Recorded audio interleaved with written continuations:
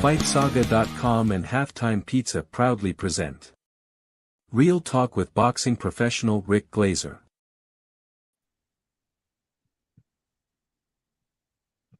Guys, welcome. Happy Monday to all of you. I hope you guys actually started your work week off with a bang in a very positive manner.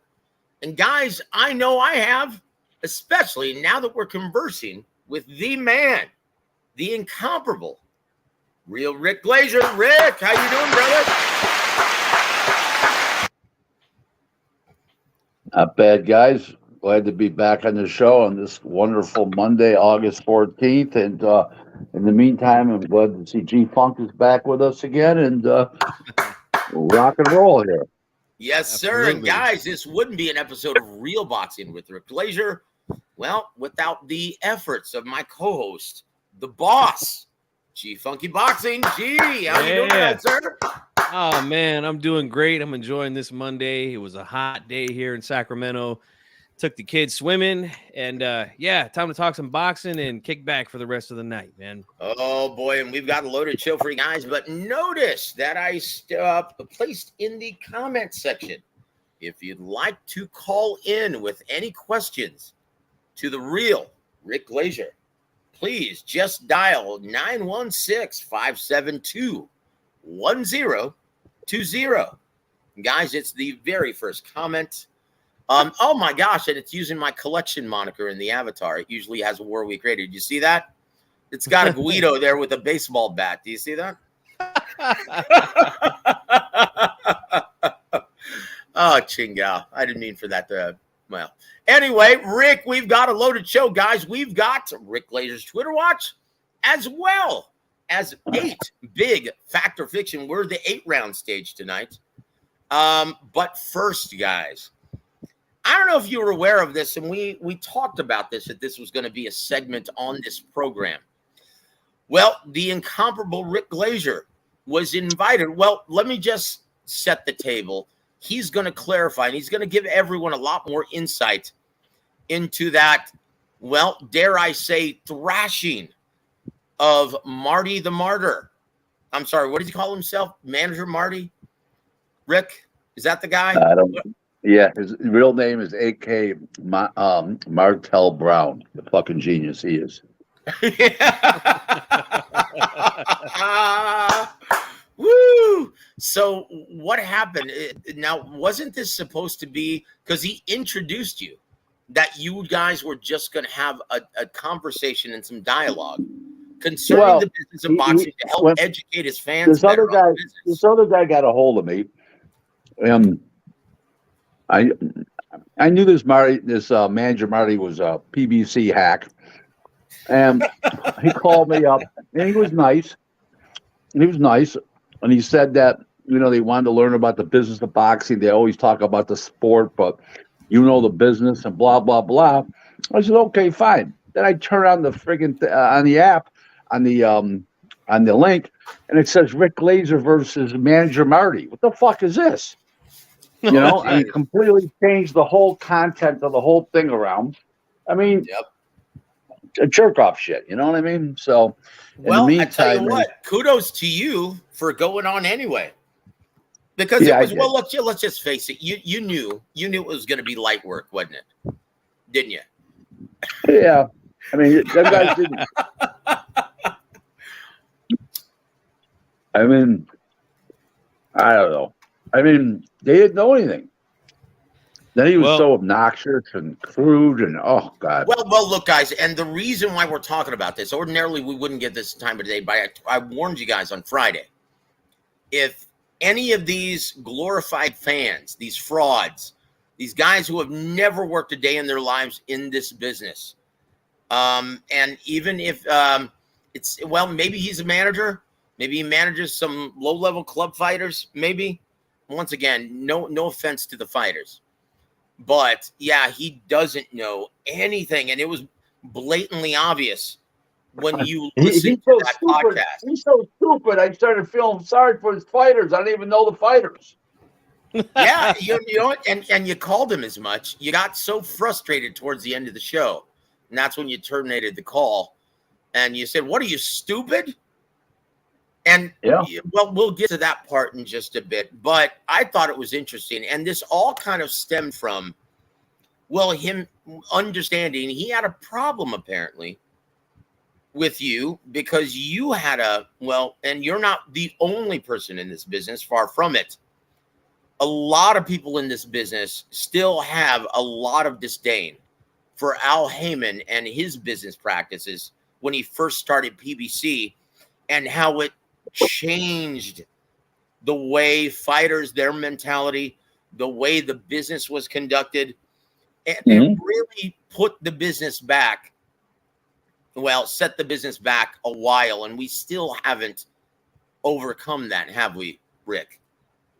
Well, I'll tell you how we're overcoming it right now. Is that Heyman lost Fox? He ran out of that money. Yep. The hundreds of millions.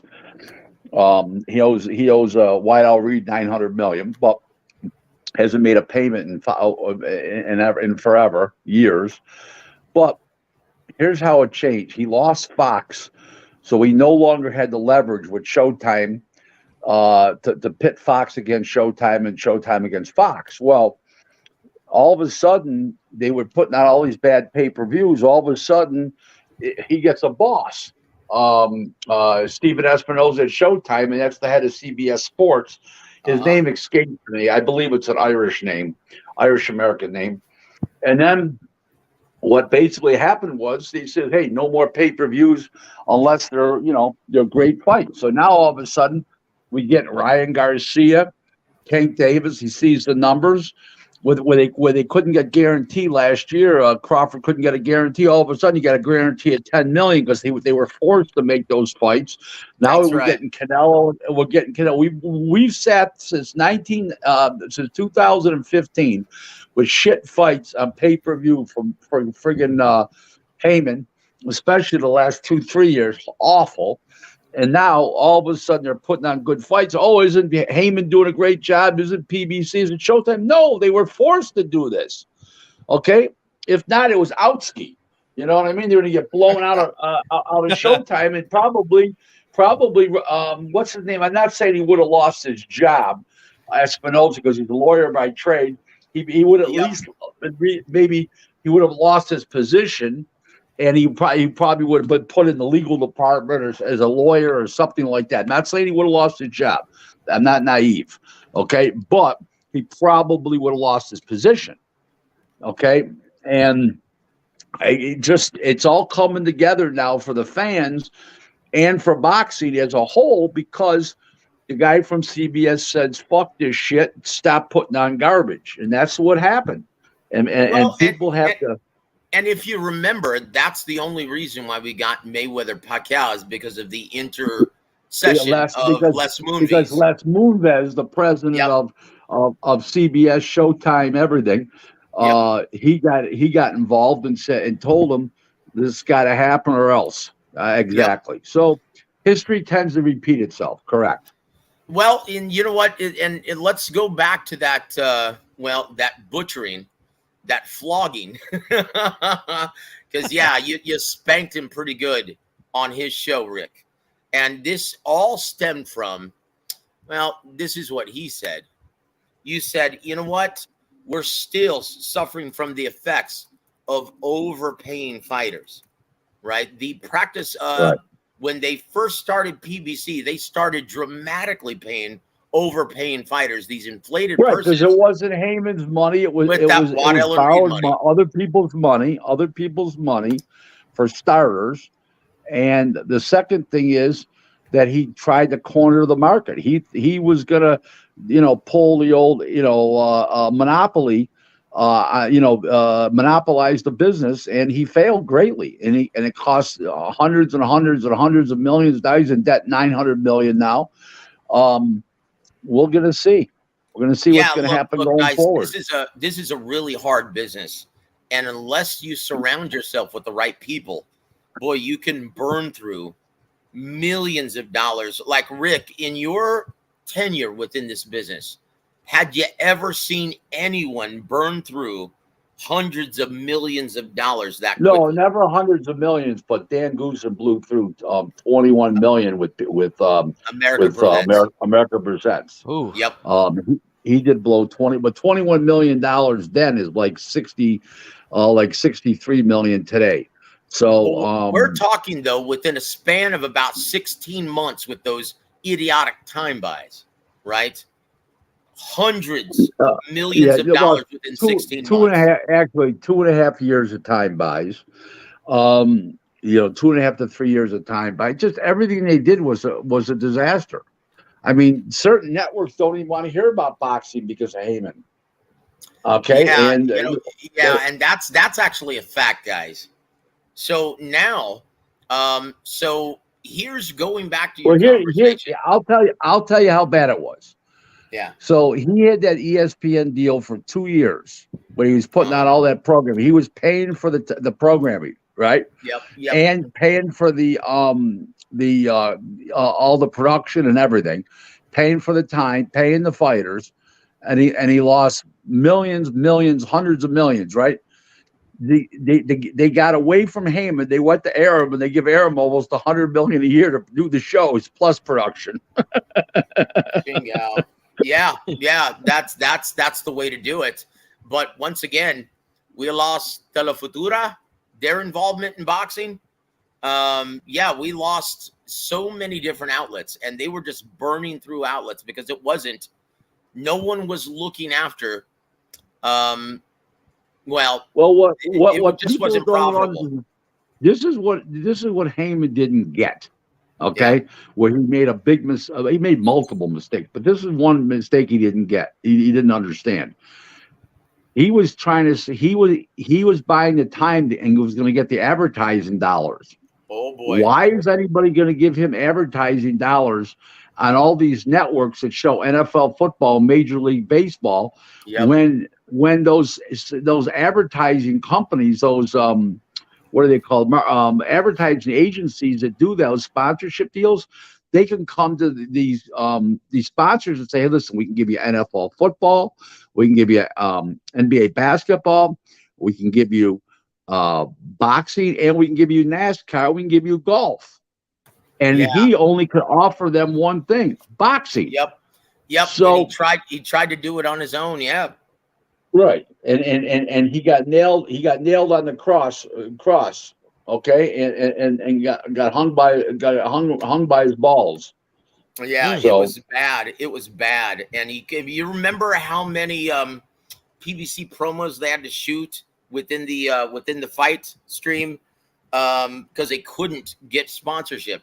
I think they would replay the same commercial for Corona over and over and over again because that was one of the few sponsors that they were able to land. Right. Yeah, it's a tough racket. And once again, I get sponsorship for regional and club promoters to fund these cards. And without it, it's very difficult to make money, guys, even at the club and regional level. Right. Yeah. And if you don't know what you're doing in that racket, in that area, oh boy. well, let me just say this, and let's go back to this because you said, boy, I tell you what, it's such a terrible practice and it's so unhealthy for the business of boxing to overpay fighters. And this is what he had to say. Should I explain why? After I say this is once again, just like you retorted to Marty, because I'm going to repeat exactly what he said after that. He goes, oh yeah, that's the same thing Bob Arum said because y'all can't get a piece of it. I'm going to protect the integrity of the business. And what did you fire back with, sir? I don't remember exactly because I'm on so many different exactly podcasts. What you're going to say as you explain to him why it's such a detriment. Okay. I thought it was blasted. Okay, yeah. I told him why because if you're overpaying to fight Humpty Dumpty, you can't pay him any more money to fight a good fighter. So now you're making shit fights and you can't make the good ones. That's it. That's the one major thing. Here's the other thing is if they're making too much money per fight, it's the opposite effect. They don't need to fight too often. So you can't negotiate. So you can't negotiate with them. Look at Andrew Ruiz now. Look at Keith Thurman now. Yes. Okay. That's a direct product of receiving terribly inflated purses that are way beyond your realistic market value. Correct. Guys, and once again, this is why you see guys. And also, well, we'll go into this in fact or fiction, but yeah, you look at their huge roster still, and they're only limited to the number of TV dates that Showtime can provide. Do the math, guys. They still have a roster of what? Over 200 fighters, Rick? Right. They only got like 18 shows a year. Top Rank has 66 worldwide. See, here's what nobody gets about Top Rank. Top Rank has ESPN in the United States. They have Sky TV in the UK. They have a contract with them. They have small territories around the world that they have regional deals with, in like 3-4 countries grouped together. And then over in Japan, a lot of the Aram's fights, a lot of them are on Amazon Prime, including the Newey's fights. There's a whole bunch of them that are on, the bigger fights that Aram does that are on. In truth, PBC has no contract with anybody but Showtime for the United States, and they have trouble selling their shit internationally. So there's your answer. And those are big revenues that they're missing out on. And because they don't have the foreign revenues, they don't get the sponsors because it's not shown all over the world where a Top Rank is shown all over the world in most territories. So Marty the manager, right? So he sounded like he was talking like a 2-bit hustler. A guy who just wants to attach himself to talent. He doesn't provide any TV dates. He doesn't take any real monetary risk. He's basically a sugar daddy for these fighters until they start making any money. Well, I don't know what he is. All I know is I never heard of the guy. He's not, to be in the fight business, I know most everybody around the world, and I never heard of this guy, and whatever. But I'm not here to run him down as far as if he's a manager, if he's not. I'm just saying to you that it was just absolutely ridiculous. He had no clue, and anybody who is managed by him, your life and your livelihood's on the line, and this guy didn't know anything. This guy says, "Oh, I'm here to protect the integrity of the fighters." I go, "Wow." This guy's. I said to they said, "You're a Democrat and I'm a Republican, my friend." Well, I will say this also. What ended up blowing your mind was this guy claims to understand the business. One, he couldn't even understand the concept of, overpaying, paying your fighters inflated purses. It's a detriment to the health of the sport. And then two, he didn't understand that if you are a fighter and you turn down fights, that goes against the fight obligation that the promoter has in your contract. Correct. He couldn't grasp that concept. And when you brought up, that's ultimately Terrence Crawford. He sued Top Rank, not being ignorant, not understanding that they didn't know him shit because he turned down a fight during COVID. Right. And he responded with, "Okay, I've got you there, Rick. Okay, name me 2 fighters that he turned down." And you kept on saying, "I didn't say he turned down fighters. He turned down fights." And then they went back to that 3 times. He went back to that. Who are the fighters? Who are the fighters? 3 times. Yeah. I said to him, he didn't turn down fighters. He turned down fight opportunities, dates. Who are the fighters? They would put his head into the screen obnoxiously sideways. I mean, the guy's uglier than death without doing that, let alone doing that. Oh, my God. Yeah. Look, guys, and so that's when Rick blew up and said, "This is going nowhere. This is not processing within his medulla. This is nonsense, and I'm going to leave." Put it this way, Jeff. I had a woman contact me after he kept sticking his head in the screen, and she's a big fight fan.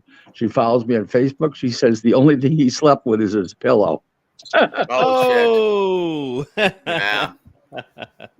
Yeah, I was watching that thing live, and it was just only a matter of time before Rick was going to say, Now go home and get your fucking shine box. Yeah, it was embarrassing. I actually felt embarrassed for him, right? But guys, make no mistake about it. Yeah, we're seeing the product now of paying out inflated purses, right? Look at Haney. He's going to have a very hard time getting fights, well, from this point forward, because he's grown accustomed to receiving inflated purses. And once again, it's very difficult to fault the fighters individually because, you know, these promoters and these networks choose to pay these absurd inflated purses that go way beyond the realistic market value. And so now, yeah, it makes it, if they get used to them, just like Rick said, if they grow accustomed to receiving millions for soft touches, just like Demetrius Andrade, how much do you think they're going to demand when they're presented with a real challenge? That's why we're going to see Benavidez versus Andrade on pay-per-view later this year. That's right. And that's a matchup that belongs that nowhere near pay-per-view. That's why it should not be anywhere near pay-per-view. And that, guys, is a product of receiving inflated purses. Thank you, Rick. And so there it is. But, guys, now it's time.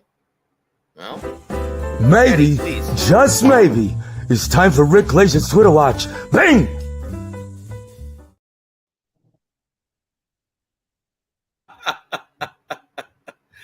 Órale, chingao. Jeez. G Funky, would you like to do the honors, please, sir? Oh, yes. And of course, we always have to give Teddy his credit for the intro there. Thank you so much, Teddy Atlas. Bang! All right. Twitter watch number 1. This is from August 13th, 2023 at 10 p.m. And I quote, I told everyone on here on Twitter that the Haney offer to Shakur was phony, and everyone argued with me and told me I was wrong. You don't need to apologize to me. Just admit that you don't know shit about boxing. End quote. And so the reason why Rick tweeted that, right? And I'm going to read this quote from Bob Arum. He said this, you know what? No, it wasn't a serious offer because I don't think that Haney was particularly anxious to fight Shakur because, frankly, it's a fight Shakur's going to win. You know, that's just it. He's better off going up and fighting at 140 instead of trying to kill himself to make 135 and then facing a guy like Shakur Stevenson. He's better off fighting Regis Prograis. End quote. Translation, I'm not going to make him an offer, so where the hell is the money going to come from? That's really what Bob Arum wanted to say. Yep. Who's going to furnish the TV date? Not me. Who's going to furnish who's going to furnish his 75% that he's demanding? Not me. Right. So that's basically what he meant, and that's what he said. And Rick, would you like to expound on that, sir? Well, Arum's his promoter. Shakur can't fight on anything but ESPN. So it's all bullshit. Arum would have to make the offer. Where's Shakur going to get the money from? Come on. You know, the TV date. Come on. Right. That's this question I just asked somebody on Twitter about an hour ago, Rick. I'm like, how many TV dates does Haney Promotions have? You know, what platform is it going to be on? Like, this is silly, you know? Oh my gosh. Yeah, they're gonna stage this fight in Fantasyland, guys. Then if they were to come up with real money, all Bob would do is say, okay, I want to go to purse bids, and then he would put a bid in and then put it on ESPN. He's not going to let it go on another network. That's one of his star fighters, Shakur. Ridiculous. Yep. I tell you what, number 2. Number 2. And I quote from August 14th. That's today, 2023 at 12:35 p.m. I love this one. And I quote, been seeing this on social media. Hashtag PBC now stands for Paying Bud and Canelo with the laughing emoji. Now look, I'm going to intervene right here. I'm going to say this, Rick. I used to be the GM of a nightclub when I was bartending, called Tejano, Texas, back in San Antonio. And I used to say this, right? When customers used to come to me and say, "Hey, your waitress picked up my beer," and I'm like, "That's bullshit, because my waitresses don't pick up shit." I used to tell them that, right? And it's the same thing here. That's bullshit, because PBC, they ain't paying for shit nowadays, brother. The only one they're paying is now Crawford and Canelo. Not paying for nothing else. No, that's Showtime's money, brother. That's Steven Espinosa's money. Well, yeah. Well, that's true. Yeah. You're right about that. They ain't paying for shit, brother. Woo! Oh boy, I tell you what. So yeah, and to their defense, though, that's most major promoters, they're shooting for par. They get a casino site fee, and then they get the licensing fee paid for by the network. Basically, their job's done at that point. Most promoters. So yeah, that's the way PBC's. That's the way they're staging fights, guys. They ain't paying for shit. Number 3, G Funky, please. All right, thank you, Teddy. Number 3, hashtag Anthony Joshua already needs a new trainer. He surely didn't get any better under the tutelage of Derek James. Joshua has no confidence, and because of it, isn't putting his punches together. Fixing AJ may be a permanent problem, but Derek James is the wrong guy for the job. End quote. Ooh. Well, what do you want me to say? It stands for on its own. Let me ask you something. With your keen eye, who would, in your mind, be the right man for the job, or is there anyone who can pull $1 million man and put this man together again? I don't know if anybody can, but it has to be somebody like a Hall of Famer that he's going to respect, like a Buddy McGirt, maybe a Teddy Atlas, somebody that's really got a big reputation. We're firemen. No, please no. No, look, man. Now he does have experience training heavyweights, so that wouldn't be a bad thing. Yeah. No. You know what? I thought Ronnie Shields would have been a perfect fit. Yeah, Ronnie Shields would have been good. I agree. Me too. But unfortunately, at that time, Ronnie said, "You know what? You're going to have to come here. I'm not going to go over there and train you. You need to get out of your comfort zone in the UK.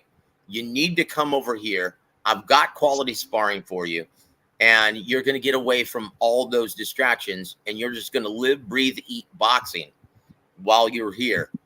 And he declined. And after he lost to Usyk again, what did he do? He followed Ronnie's advice, unfortunately, with a different trainer.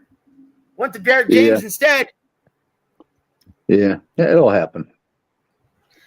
It'll happen. And my brother Big Luke says, yeah, how many heavyweights had James previously trained? And Rick, you know this. Training heavyweights, that's a very, very different. It's a different because it's not speed and it's not mobility. It's power, it's conditioning, and it's stand in the pocket and move your feet laterally in a smaller area because they're big lumbering guys, and it's a totally different game. And also, how is it dealing with the mentality of a heavyweight compared to lower divisions?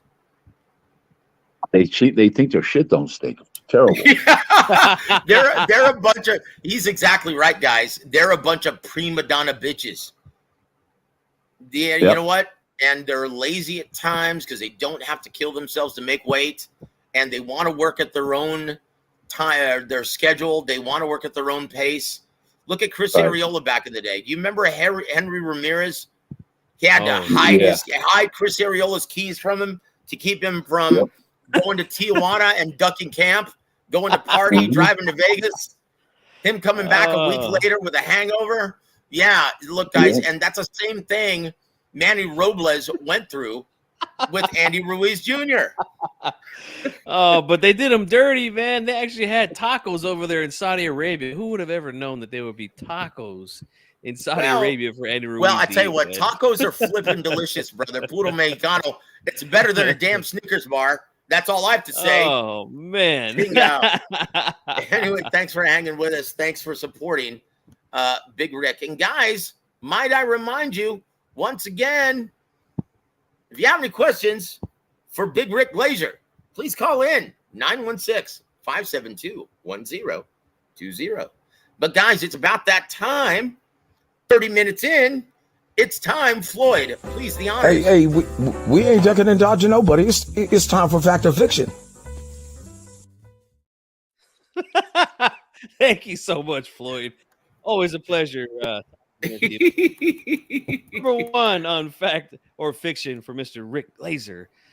Emmanuel Navarrete will prove to be the toughest style matchup for Shakur Stevenson at 135 pounds. Fact or fiction, Rick?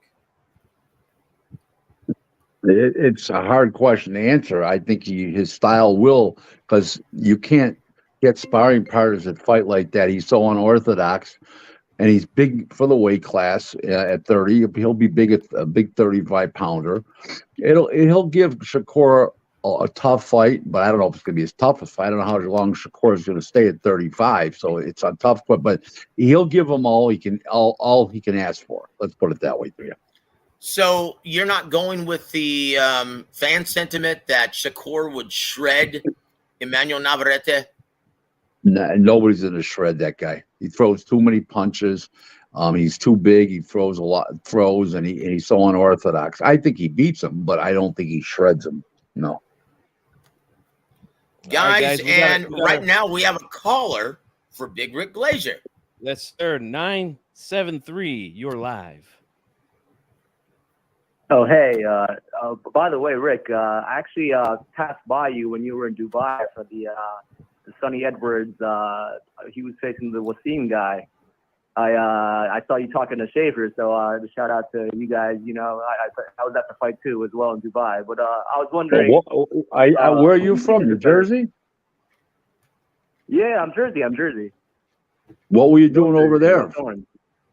I was on vacation. I decided I was out there for my wife's a baby moon, so she was about to have a son now. But we're out there like one last trip before the baby, so oh, nice. It coincided hard, yeah. So I got to drop by. It was cool, yeah. So it was cool. I guess seeing you. Who was I talking to? Who was I talking to? Where you didn't stop and talk to me? Who was I talking to? Dick Schaefer. Richard Schaefer. Richard Schaefer? Okay, yeah. Mm-hmm. Yep, that's me. But, it was a pretty cool experience going to a fight card out in Dubai. Interesting seating layout. I saw you and your wife on the couch. I was a little behind you guys in terms of the seating arrangement. The VIP, my wife and I were on a leather couch. You guys got to hear a funny story. So they told me they're going to put me in the VIP section. Well, where do you think I'm supposed to be? So the guy comes over to me. The guy comes over to me that's set the event up. He says, Rick, I just want to let you know those couches are handmade. I says, listen, as long as I got a good sight aligned to the ring, it don't matter where they're made, how they're made. It doesn't matter. I'm a boxing guy. Okay, that's what counts. That's it. That's it.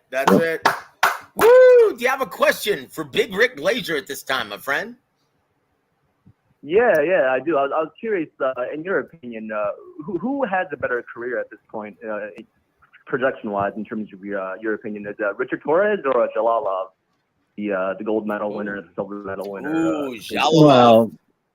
One's already an 8 and 10 round fighter, and one's a 6-round fighter. So the Jalalov's got a better career going right now, but who knows going forward? I think he's still going to have a better career going forward.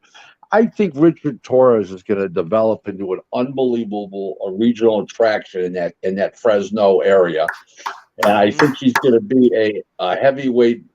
He won't be as good as Jose Ramirez compared, but he'll draw people like Jose Ramirez. He'll be well liked, well respected, and Top Rank will be going up there 2-3 times a year.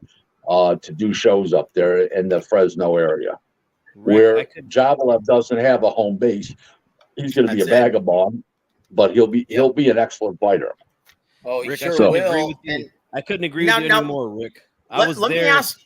Oh, go ahead, sir. Thank I'm you. sorry. I was gonna say Thank you. in my Jesse Ventura voice, I was there, McMahon. I was there in Stockton Well, at the top well, rank show I- with I Johnny think- Pick was the main I event. think I think they're going to serve two different purposes. One's going to deliver sight and a lot of people, and the other guy's going to be has potential to be a world champion and be a traction on a worldwide basis, meaning Javalev. And I think there are two different types of fighters. I'm not calling Torres a butterbean type attraction, but I am saying he's going to be more attraction than he is great fighter.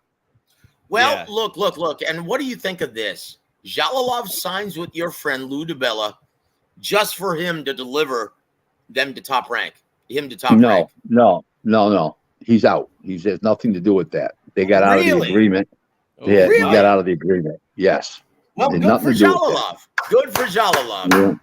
Yeah. Because I was wondering why the hell, if you're a gold medal Olympian, why would you sign with Lou DiBella with no TV dates? Well, because here's why. Because he signed with Lou DiBella before he was an Olympian because he already had, okay.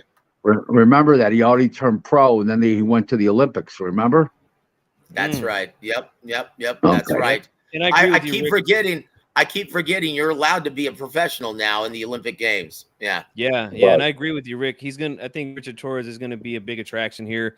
The fight that I was at was the Jonabic Butler fight in Stockton, and that's Northern California, not Central, where Tulare and Fresno is at. And there was a big crowd surrounding him there. A lot of fans were excited to see him. So yeah, I think he is going to be an attraction. Yeah, But, I think he's going to be in Stockton. He's going to be in Fresno. He's going to be all up that way, and he'll be a big attraction. I really believe that. He's a nice kid. He talks very well. He's nice looking. He's Mexican American. I mean, why wouldn't he be a big attraction up there? Yep. So what All I right. want to know is, what do you think of Richard Torres? Well, you donning the Robert Reed, aka Mike Brady perm. What's up with that, brother? Well, listen. Whatever suits him, fine, is up to him as far as that goes. I mean, it is what it is. You know what I mean? Just joshing, man. I'm just poking fun at Richard Listen, Torres. I'll tell you a good line. Years ago, this father of this friend of mine, and we were in our late teens, and he come home. He had long hair, and he wouldn't cut his hair. And the father says, "You don't want to cut your hair? That's fine. Any woman you bring in this house, your mother and I have to approve of." He says, "Okay, I'll just bring her to a hotel room then."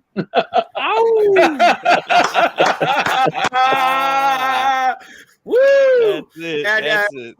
We want to thank my brother RZ for the $2 super chat. Hashtag $2. Inflation, RZ. Come on now. Inflation. Jesus No. Christ. No. He was kind enough to drop James Gogi a $20 super chat because he made a lot of money off of Gogi's betting advice last week. So Yes, That's sir. good. So That's good. RZ can do no wrong in my book. Thank you, RZ, for once again being here and for supporting Big Rick Glaser on this beautiful Monday evening. Do you still have the caller on the line? No, he hung up. But I think we answered his question where he wanted to know which one will have, I guess, the better career. That's what he was asking. But yeah, if you want to move on to number 2, we can go ahead, man. All right, here we go. We ain't ducking and dodging nobody. It's time for Fact or Fiction. All right, thanks, Floyd. Go Fact ahead, or sir. fiction. Number 2 of Fact or Fiction. Malik Scott is correct when stated Anthony Joshua would get destroyed by Deontay Wilder in 4 rounds. I agree. I agree. All right. Oh boy. So, Rick, even after the long stint of inactivity, and let me ask you this from your professional opinion: Do you think the long stint of inactivity after those 2 brutal beatings at the hands of Tyson Fury, do you think that's going to prove to be a good thing for Deontay Wilder, the inactivity? Remember, he didn't take a punch versus Helenius. He threw one punch and it landed, and out the lights went. I think that when you're out of the ring that long after 2 beatdowns and you get a little ring rust off, not much ring rust off, I think it'll do him some good. Yeah, I because you remember something about him. He's a heavyweight, and it's a different style than the rest of the different modus of operandi than the other weight classes, the smaller ones. So it is what it is. I mean, I just don't think Joshua's got any kind of shot anymore. Years ago, before he got knocked out by Ruiz, I thought he had a shot. He could win, but he ain't winning anymore. He's got no confidence. He hesitates too much. He doesn't put his punches together. He looks like he's scared to be in there. Yeah. Yeah. And if you listen to the horrible commentating of Tony Bellew, well, he was just carrying him for 7 rounds, Rick. He was just playing with his flute. That's what he was doing, Somebody should put Tony Bellew in an English pub and leave him there.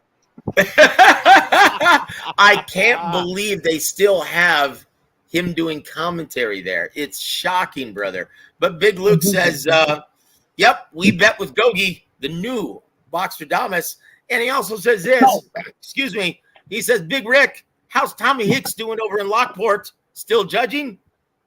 He passed away. Oh, my gosh. Well, God rest his soul. Yes. He's in a much better place than we are in boxing hell, brother. Oh, woo! Tell you what, we want to welcome WBC. He passed away. He was a high school. He fought for the world heavyweight title in the 70s against Bob Foster. He got destroyed, but he took a beating. But he lasted a while in the fight. He was a high school principal, career educator, and a real high class guy. And he passed away about maybe a year and a half ago. Well, rest in peace, senor, and God bless you, brother. God rest your soul.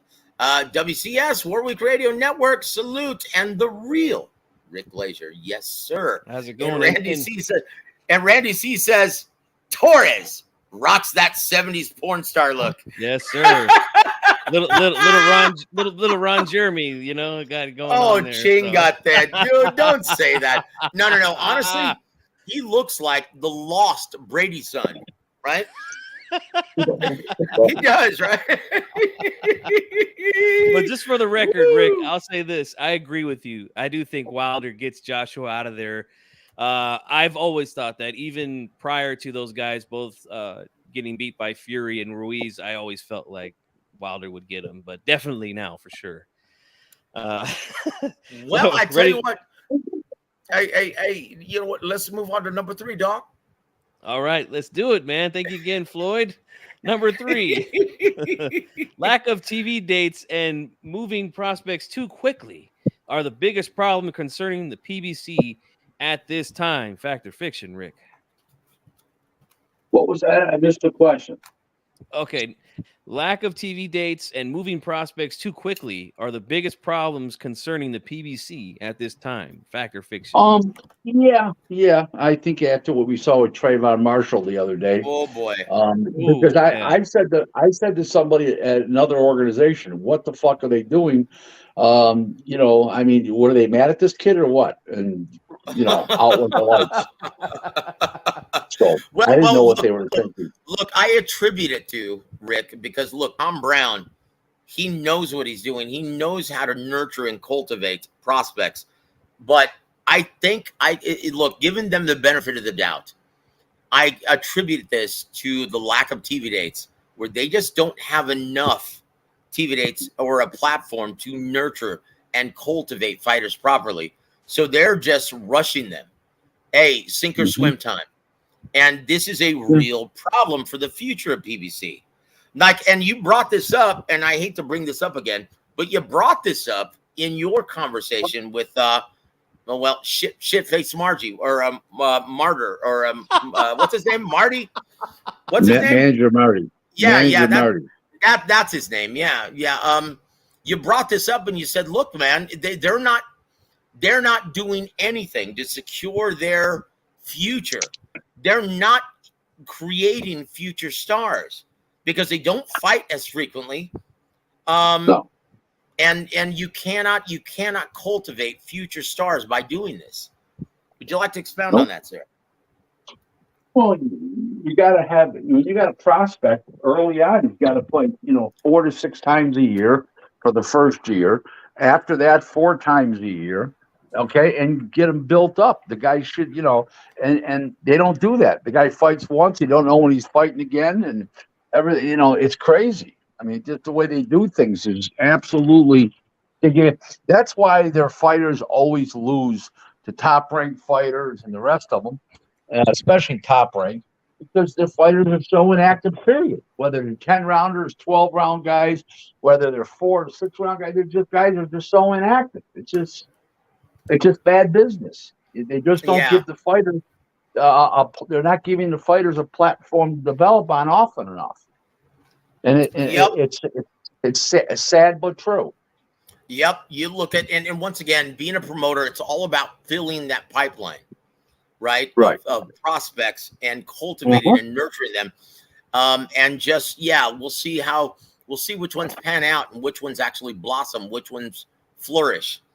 And they're not doing a good job loading that pipeline. Now, keep in mind, Rick, within 1 month's time, we've seen 2 blue chip prospects get beaten in Yoelvis Gomez as now Trayvon Marshall. Right. Mm-hmm. And once again, and most people don't realize this because you look at coincidentally, they were in the same weight class, 154. That's it. And you look at now, once again, you look at the records. You look at Gabriel Maestre, even though he was 5-0-1 going into this fight, right? He is way more experienced than a guy like Trayvon Marshall. Yeah, he had 400 amateur fights. That's it. So once again, why would they throw him in like that? Because they don't know what the fuck they're doing. They don't have the date. They don't have the dates. Yep. Yeah, bad man. They don't have the dates. It's a little bit of everything. It's for a lot of reasons. Shit happens over there. All I know is. Go ahead, sir. All I know is they don't know what the fuck they're doing overall. Well, you know differently. Tom Brown does, and he's going to be in the Hall of Fame one day. Yeah, but Tom Brown's more of an operational guy over there, setting up the shows and stuff like that. He's not making those decisions. Yeah. In defense of Tom, he's a good guy. I like Tom. Yep. Speak softly, but carry a big fucking stick. He's a very soft-spoken, good guy, but he knows what he's doing. Randy C with the question for Big Rick. Thank you for the super chat, sir. He says, "Does Rick know the Jake Paul, Nate Diaz pay-per-view numbers?" I was told they did like 367. I just got it like an hour ago. No shit. Let me ask you something. Do you think that has a lot to do with doing a pay-per-view on the DAZN platform? Well, don't forget that they get to keep 100% of the money when they do that. Showtime goes on to the satellite distributors, the cable distributors, all these stuff, and everybody's gets a piece. They're keeping 100% of the money. That's like doing 750,000. Almost like be like doing 700,000 buys. So that's not bad. Now, Rick, educate us, please. And back in the day, when everyone in this business was at the mercy of the cable and satellite distribution method, they demanded 50%. Now, because of the competition with streaming, have they reduced their percentage? They're down to about 33%, 34% in that area. Even 30% sometimes, depends how big the fight is. Okay, so that's a good thing then. That's a good thing for everyone involved. 100%. But you still have a situation where it's still going to do more buys presently on TV, but then they don't take the big chunk. The streaming companies get to keep all the revenue. So there's pros and cons to it, like anything else. And there it is. What number are we at right now, G Funky? Number 4. You want me to go ahead and read? Yes, let's do it, sir. All right. Number 4. Earl Spence Jr. will not activate his rematch clause by the end of the month. Fact or fiction, Rick? We're 2 weeks in. He's got 2 weeks left to do it. Listen, this is how I look at it. I hope he doesn't for his health's sake, but anybody who talks him into a rematch should be talks him into the rematch should be hung by their gonads. Because he shouldn't. First of all, he can't win. I've said for 5 years that Cropper was going to beat Spence, and everybody knows it. Okay, I've taken my victory tour for the last 16 days. I'm winding down. I got the last victory tour on Wednesday's show, probably this on Coach Malachi's show on Wednesday. So it'll be 18 days of a victory tour, and everybody's asking, how did I know that? I says, because I know what the fuck I'm watching. I understand the mind state of fighters. It's my business. You know what the hooker said to her customer? Stop pulling on my ears. I know my business. And there it is. So I wouldn't have used that metaphor, but hey, it works for you, brother. Look. John McCuck, welcome to the show, sir. Hold on. Let's see. Let's do this. He said, Joe is watching pay-per-view without paying theft or piracy. Brother, it's the same shit. Piracy is theft. Come on now. Chingao. You're stealing. You're stealing it, brother. And it affects everything within this business, guys. I don't know. I don't know if you guys realize this, but yeah, it affects everything. It affects the big fights that you actually. Well, put it this way, you guys. Guys, they can't make Wilder Ruiz because of the theft rate. That's it. And also, dare I say, the inflated purses. Because come on, let's face it, both of these behemoths, they're demanding way too much money for their realistic market value. Come on now. $20 million apiece. That's absurd. They should be getting $5 million and Ruiz $5 million, the other guy's $7.5 million. And if there was no piracy, everybody could make a profit. But with the piracy, they can't pay for the show. That's it. So, that's it. Yep. My brother Juice, welcome to the show. So he says, yep, I'm buying Benavidez Andrade too. If you make good fights, I buy. That's the spirit, brother. And I tell you what, let's hope everyone feels the same way you do. Because I tell you what, if Benavidez Andrade is a big hit, there's a very good possibility you could see Canelo Benavidez in September of next year. Fact or fiction number 5. All right, number 5. Ryan Garcia will challenge Teofimo Lopez for his WBO 140-pound title on his own pay-per-view later this year. Fact or fiction, Rick? Fiction. Whoa. ¿Por qué, señor? Okay, for the non-Spanish speakers, why, sir? because Golden Boy's going to go to a different direction, get him a win or two, and then seek higher ground. Wow. So let me ask you something. The Zone, you don't think they're putting any pressure on Matchroom and Golden Boy to provide some kind of pay-per-view event? Right? No, because Ryan's a huge attraction. No matter what, he's got the biggest subscriber rate going into a show leading up to the event in the prior 48 hours than any fighter in the history of the Zone. You're absolutely right. So even if he fights anybody, it's gonna result in higher subscription numbers. Yep. Right. Yep. And 15,000 people there, maybe not 20,000, but 15. I mean, he's very, he has 11 million, between 10 and 11 million Instagram followers. The guy's huge. Yep. Yeah, and it looks like Chon Cepeda is out of that date too, right, Rick? No more Chon Cepeda? Who? Jose Cepeda. No. No, he's not. That's no. They're going. No, he's fighting somebody else. I saw that. No. Okay. Yeah, he's fighting And there it the is. young kid. Yep. All right, ready for number 6? We've got about 5 minutes left, so let's do it. All right. Number 6, even the BBB of C revokes, even if they revoke Derek Chisore's boxing license, he'll still continue to fight with the skills challenge in Saudi Arabia. Fact or fiction, Rick? I don't understand what the question is. Start over again. I Okay. missed something there.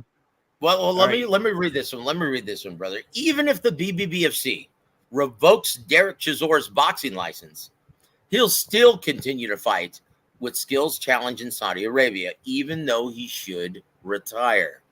Fact or fiction? I would hope to be it's not true. Boy.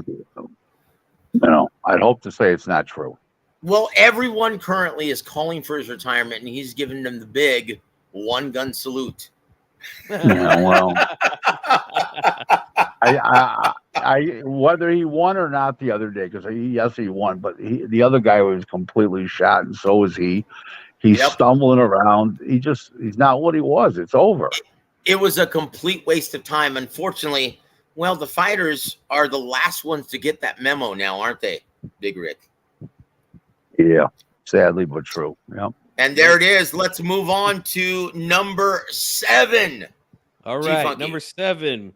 Benavidez versus Andrade in November on Showtime pay-per-view will rival Thurman versus Barrios in number of purchases. Fact or fiction, Rick? It ain't going to do much. 60, 70,000. That's all it's going to do. Not going to do much. Yeah. Oh boy. Well, so, how much did Thurman Barrios do? It only did like, if my memory serves me, according to Team Barrios, right? I think Rick Nunez told me it did only like 29,000. Oh. Yeah, it didn't do much. Ouch. So higher, lower than that? Higher or lower than 29,000? Higher. It'll be 50, 60,000. Holy shit, that's terrible. Yeah. Look, and you're going to hear Canelo Alvarez say, G-Funky? Yeah, you fight with nobody, man. You fight with nobody. You want payday. Payday.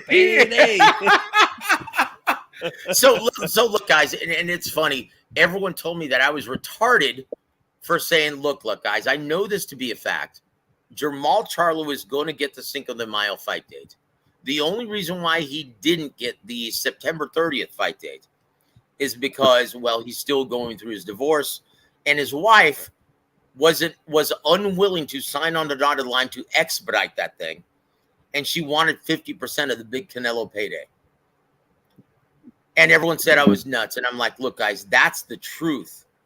And Canelo, sympathizing with that, said, look, my friend, I'm going to give you, I sympathize with what you're going through right now, so I'm going to, after I beat your brother's ass, I'm going to give you the opportunity to avenge your brother's loss, and I will fight you on Cinco de Mayo weekend, 2024. How do you like that? Yeah, I like it. Everyone said I was nuts, but Eddie Reynoso just confirmed that. So let's do the Rick. Do you have time for one more, sir? One more. All right. Number 8. Canelo will indeed face the winner of Benavidez Andrade to fulfill his 3rd fight deal with Showtime Sports. Fact or fiction? I don't think so. I don't see it. Is it because now would it be because the risk reward factor that this pay-per-view isn't going to do nearly as well, so it's not going to be correct? Yeah, correct. Mm-hmm. Boy, that's a damn shame. That's a damn shame. So sorry, guys. You're just not going to get Canelo versus Benavidez at 68. Damn. Yeah. I don't see it. Maybe I'm wrong, but I just don't see it. So I tell you what, Rick. Don't forget, next year, Canelo will be a pro 19 years already with probably 68 fights. Come on. Oh, boy. It's over. And look, at this position, just looking at the business of boxing, does he have to face anyone at this time? No, he can fight whoever he wants. I'm surprised he even fighting the two Charlos. You know, I mean, they're not that they're any good, but I'm even surprised he's doing that. But so listen, I just don't see it, you know. And there it is. And there it is. Rick, your parting guys, shots for our listening audience tonight, sir. Yeah, if that Brandon Walker's listening, go suck a dick, motherfucker. Woo! And that's directed to Brandon Walker of 210 Boxing. Wow. Holy shnikes. Rick, it's always a pleasure, sir. Thank you for letting us share the air with you, my friend. And listen, you have guys, a wonderful evening.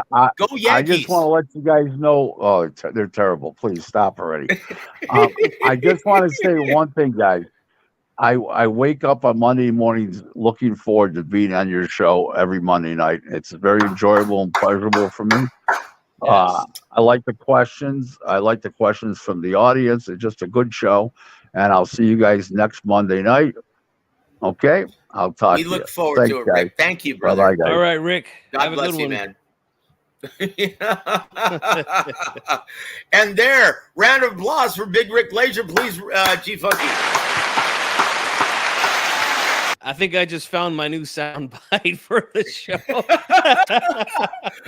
Go suck a dick. Oh, that was beautiful. That was beautiful. I tell you what, G Funky. Anything you'd like to comment on anything that we actually covered tonight? No, I mean, I feel like we covered everything quite well. You know, again, guys, like I always tell you, number one thing, you want to support the channels that you like, hit the like button. That's it, man. That's one of the most important things you could do. It's free, doesn't cost you nothing. It just helps more eyes see the channel. So go ahead and do that. All right. Continue to support the platform here. Joe brings on the great Coach James Gogi every Sunday. That guy is just amazing. And I'm going to have him on this week too. Yes, Wednesday night, guys. Wednesday night. We're working on a time right now with the coach. He's going to come on, so make sure that you're there. And also, I'm going to bring on somebody to talk about PEDs in the sport and VADA testing and all that good stuff. So if you guys want to see some of those things, make sure you subscribe to the channel and hit the notification bell. This way you don't miss it. All right? And there it is. And there it is, guys. Wait a minute. Are you talking about the well, no, I'm not going to say anything about that. I was gonna air out some dirty laundry, but no, it's all right. We'll talk about some pasty jug-headed bastard. Yeah. Woo! Oh, hold on. C says, and welcome to the show, C. Thank you for hanging with Big Rick and us. He said Benavidez versus Boo Boo does 300,000 minimum. Hey, got to give him a hand for being optimistic, man. I hope he's right. I hope you are right, because once again, guys, the higher that number, the more likely we are to see Canelo versus Benavidez in September of 2024. And there it is. And there it is. Once again, John McCuck, Bruce and Peter, y'all hear that? You thieves. Look, guys, and it is. And once again, to quote Bruce, hey, I'm not going to let some suit make me the villain. We love you, Bruce. Once again, Bruce gets a pass, guys. He's been through, and he is one of the best boxing fans I know. He's a great boxing historian. Brother, you get a pass from all of us, man. God bless you, my friend. I'm not gonna let some suit make me the bad guy. Dude, I love that quote. That was brilliant. But guys, that's about it. We've come to the end of the line. I tell you what, guys, on behalf of the real Rick Glaser and on behalf of the boss, G Funky Boxing, I'm Joseph Aaron. You've been listening to Warwick Radio. Have a great Monday night, everybody.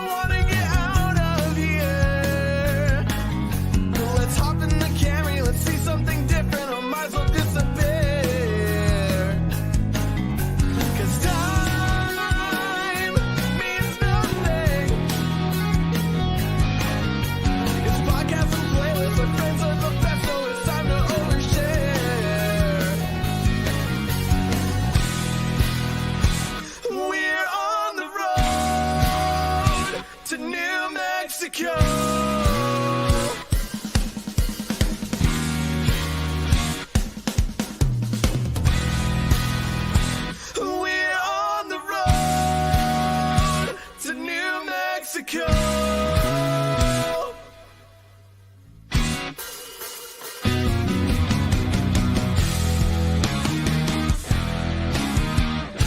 FightSaga.com and Halftime Pizza proudly present Real Talk with boxing professional Rick Glaser.